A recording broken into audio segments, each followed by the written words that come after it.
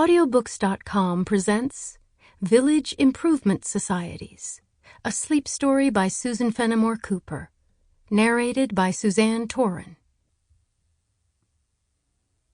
Among the substantives in common use, which have very materially changed their meaning within the last 2 centuries, we may include the word village. This is a common noun, which represents today an entirely different combination of ideas from those which it conveyed to the minds of our ancestors 200 years ago. The English village, in the reign of the Stuarts, could boast little of the character of Merry England in its outer aspect. Hedges and orchards, a little green, and a maypole were there, perhaps, not always, however, and a lowly church, old and ivy-covered, such as George Herbert worshipped in, may have appeared in the distance. But these were the pleasing touches in a picture where the foreground was entirely filled up by gloomy and rudely built cottages.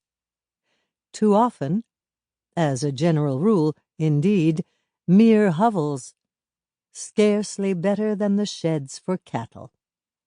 Low, dark, and coarsely put together, with earthen or stone floors, and a bit of casement scarcely large enough to let in the sunlight which the good God gives to all. Those dwellings must have looked very little like the homes of free-born Christian men.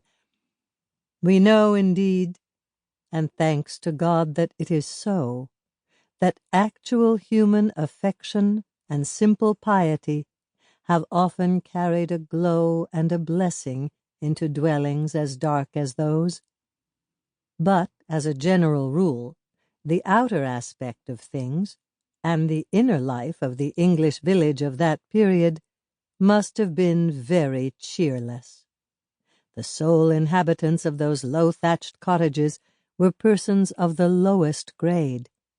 Only a generation earlier, some of them had been serfs, attached to the glebe.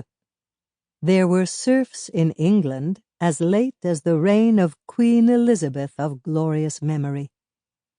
The heavy clouds of ignorance and superstition, which covered Europe so densely in the Middle Ages, had not yet entirely rolled away, and these shadows were nowhere darker or heavier than over the villages. There were, no doubt. Sample complete. Ready to continue?